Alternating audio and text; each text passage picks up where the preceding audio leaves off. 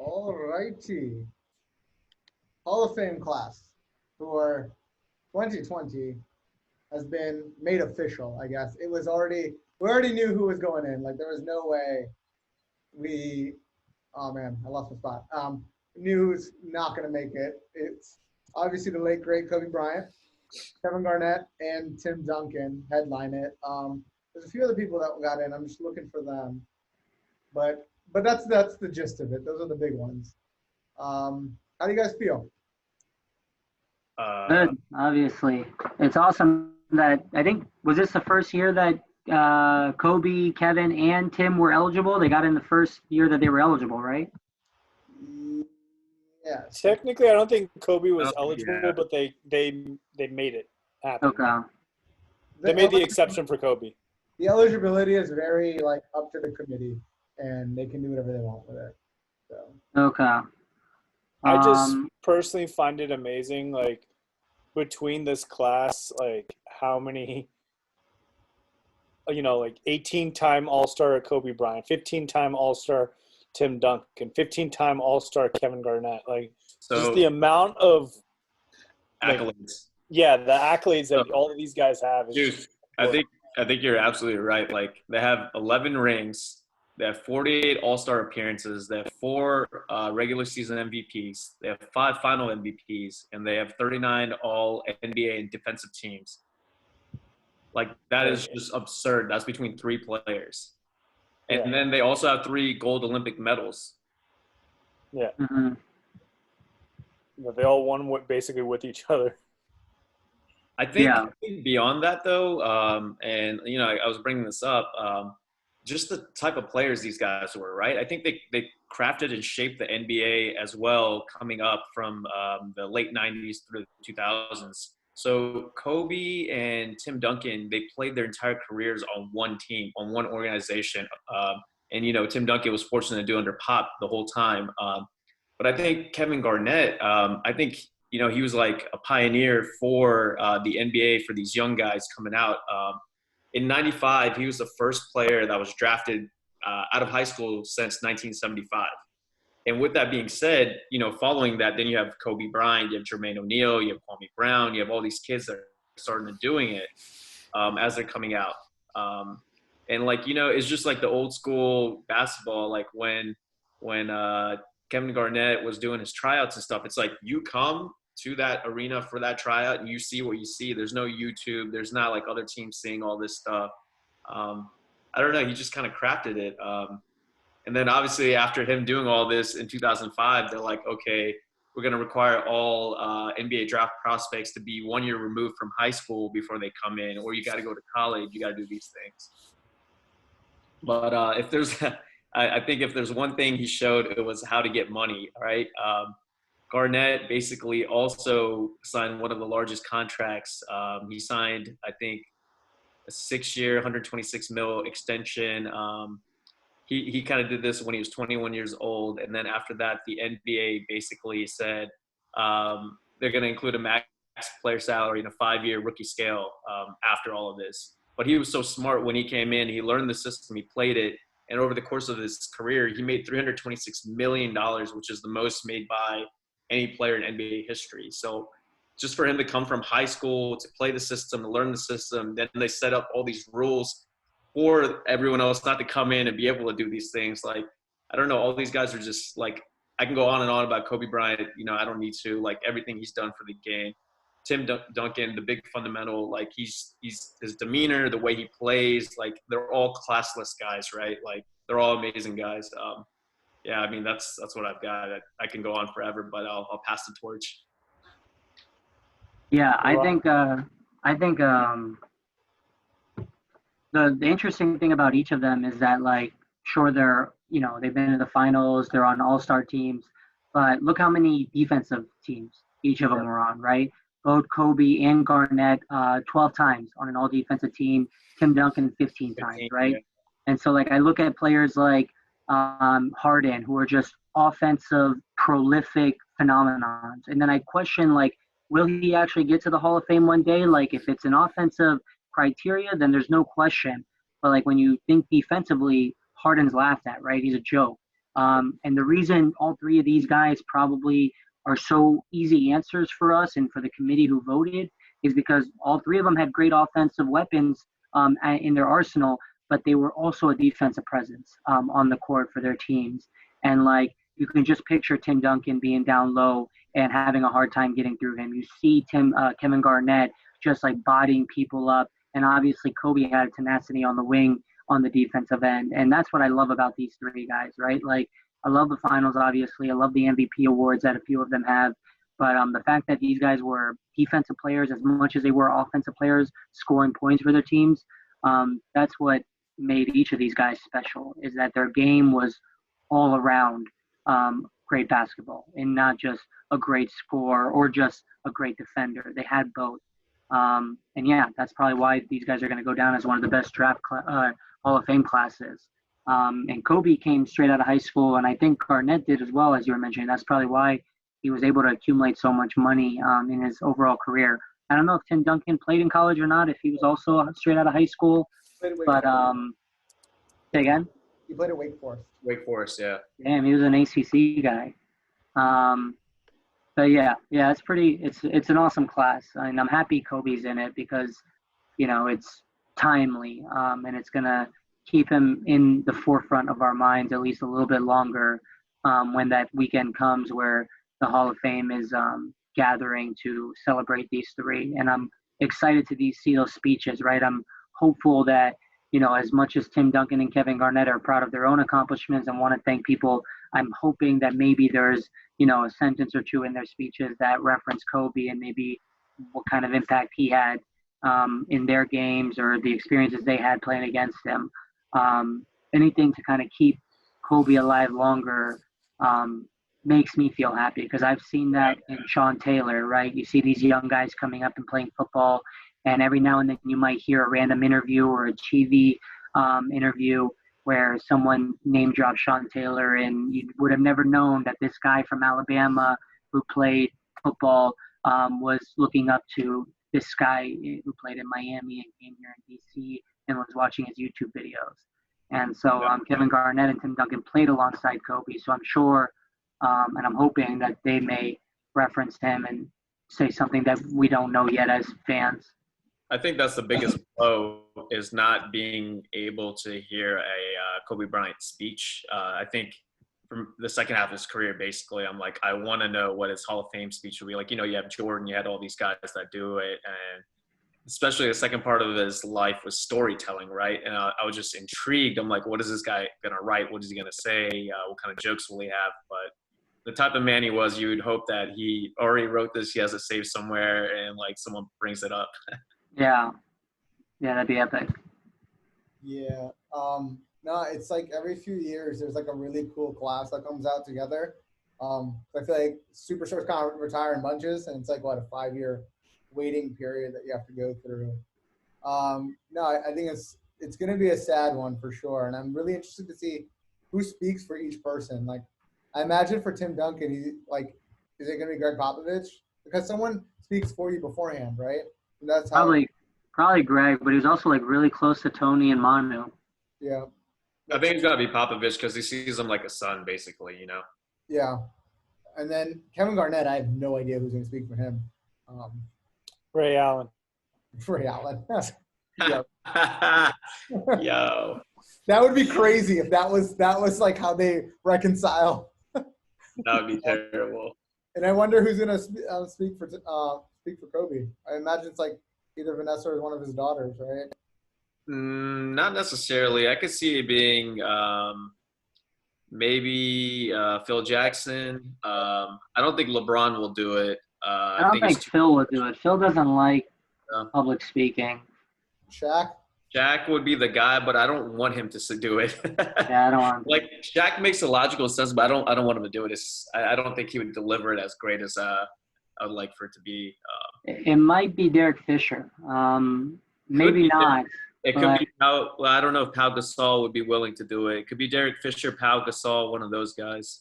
Yeah, I know him and D. Fish were really good friends. I think whoever ends up doing it, like, number one, the shoes to fill for that speech is going to be like one of the most difficult speeches to do, period. But isn't it going to be But speeches, though? Like, someone's going to introduce him, right? That's one speech that's given, and then the person actually speaks, right? I think the person actually speaking is going to be one of his family members, I imagine. yeah, I I imagine. think that's going to be like Vanessa. Or a daughter. Or his oldest daughter. It's going to be Might Vanessa, bro. Yeah. I don't know. That's up to, but yeah. It'll be special. Yeah, either way, I think the family, number one, knows the gravity of like how big this speech basically is going to be. And I think like even the NBA as a whole, like let's not forget, like, yes, like we all love Kobe and we all like, you know, like absolutely love like seeing him, hearing him, like loving the stories, everything. But the NBA is a business and they're going to monetize any opportunity that anything can be monetized, a league monetizes it. And I don't think that they're going to do this in like a bad way. I think they're going to like basically overdo everything and kind of like make it a larger than life extravaganza. To be honest with you, out of all those people, I probably wouldn't have said this until the last speech I heard that Vanessa Bryant give, but I thought she killed it for her memorial speech. She's got 20 years worth of loaded knowledge of when they were 17, when she was 17, he was 21. When he came in from his like first year to where he is now, like she's got all the memories, everything. She experienced it with him, that she could craft a beautifully written speech maybe that could hit home as what we want to hear, you know? That's a good point, yeah. As a fan, I would want to hear from her because, like you said, right, she could probably share so much cool stories and facts about him that no one else may be able to even share. Right. So just to kind of like do my last point on all this, I mean, we know like this is one of the greatest classes of all time, but and I know Arash and yours and Pete's answer, so I kind of aiming this towards Gokia. If you were a GM way back when and you could start a franchise with either Garnett, Kobe, or Duncan in their prime, which player would you have had? They're all different draft classes. No, but I'm saying like if you could get if you're starting a league or a team and you can pick one of those guys in their prime, who would it be? Man, they're all. Fuck, that's a tough. They're all great. Don't get me wrong. You can't go wrong with any one of them. But like, There's only one right answer, though.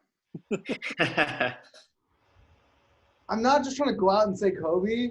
I'm trying to think about it because arguably Tim Duncan was the best player at his position ever. Arguably. But that just means no other great players played that position. I mean, that's not true at all. Wasn't Kevin Garnett technically basically the same position? They were, but Tim Duncan is better, right? And Duncan played a lot. Like, he moved between center and power forward a few times throughout his career. But then KG also carried that shitty Timberwolves team to the Western Conference Finals that lost to Kobe and Shaq over and over again. Mm-hmm. I mean, I guess I have to say Kobe because I can't really make a case in my head to go with anyone else. But it wouldn't be by like this huge margin. It would be a slight margin. For me, it's either Kobe or Tim. And the fan in me wants to say Kobe, but like the person in my head says go with Tim.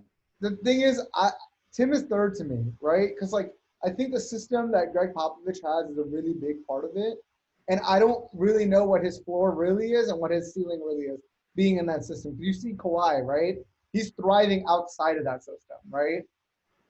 But like Kevin Garnett led his team. Like who was the next best player on that team? They had Stephon Marbury a little bit, but not in his prime. And then Latrell Sprewell at the end of his career. Like those were who he's playing with at the time. So like Kevin Garnett was the only other person I was like in between. I used to love when Latrell would shoot a three-pointer. Do you guys remember what the announcer would say every time he would go for a three?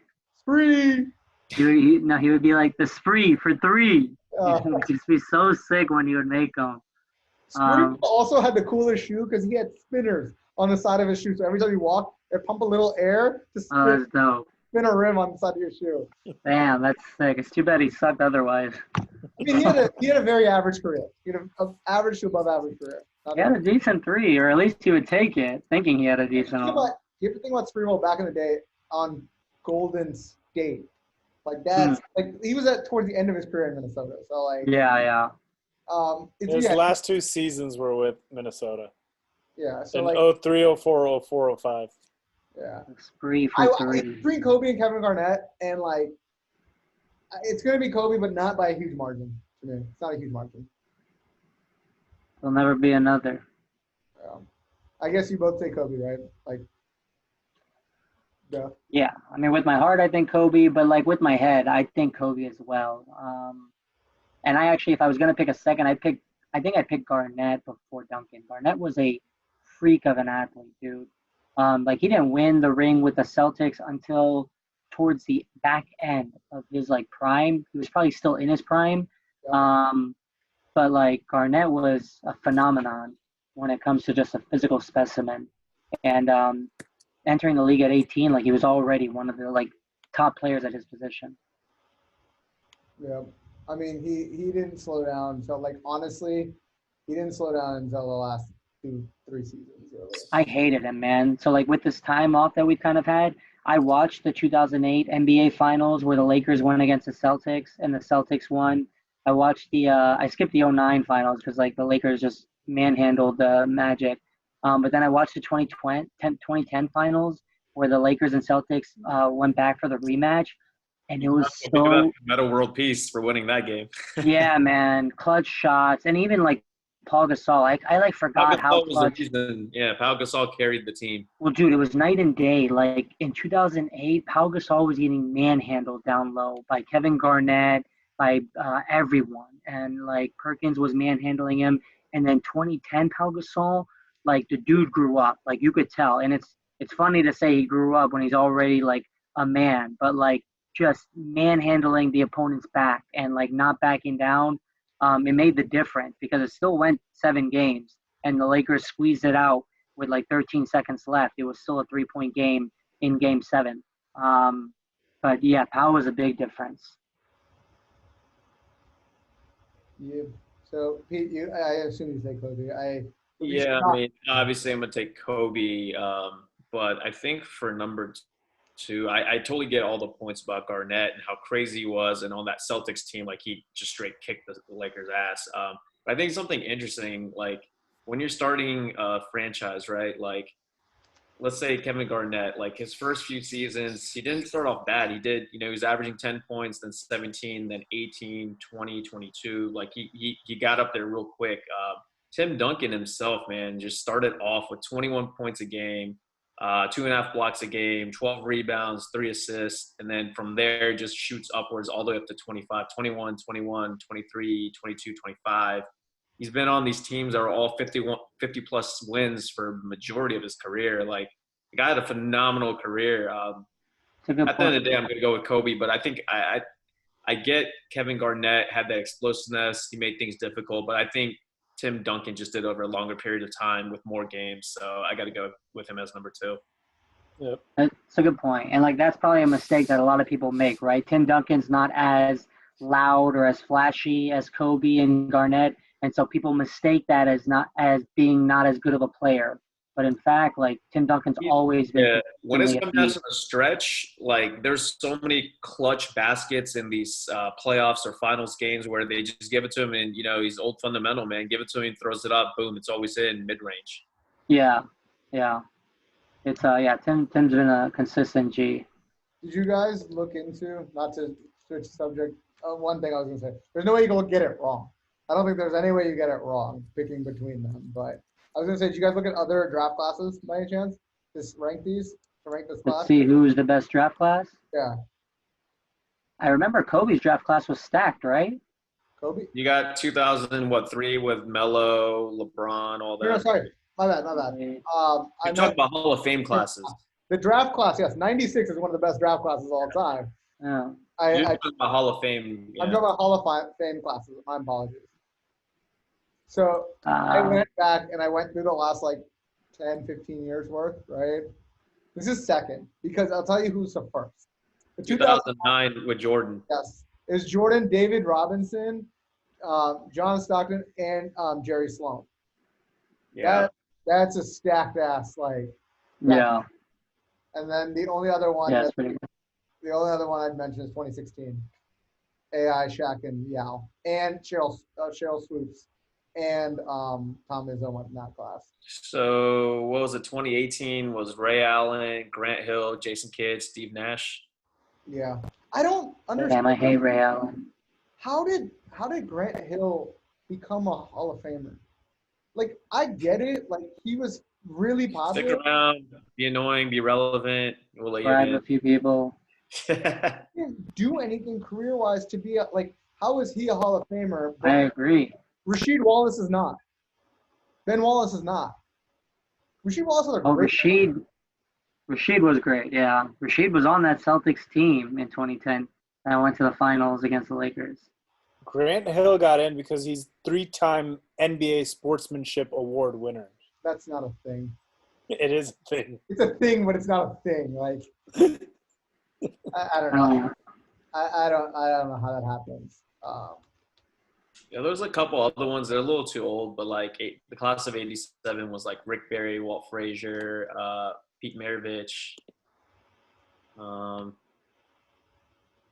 Yeah, I mean, I think the two that you named were probably the top ones, but you've got 2006, yeah, Charles Barkley, Joe Dumars, Dominic Wilkins.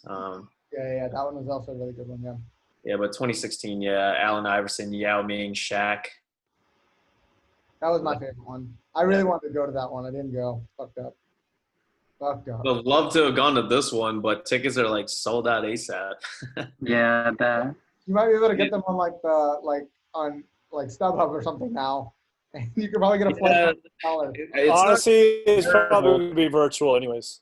No, well, yeah. Right now it's supposed to be in August, so who knows how it'll be. It's going to be virtual. Yeah. 2020 is just canceled. Yeah, I'm moving to 2021. 2020 is canceled except for the NBA season, which they will finish off, like I was telling you.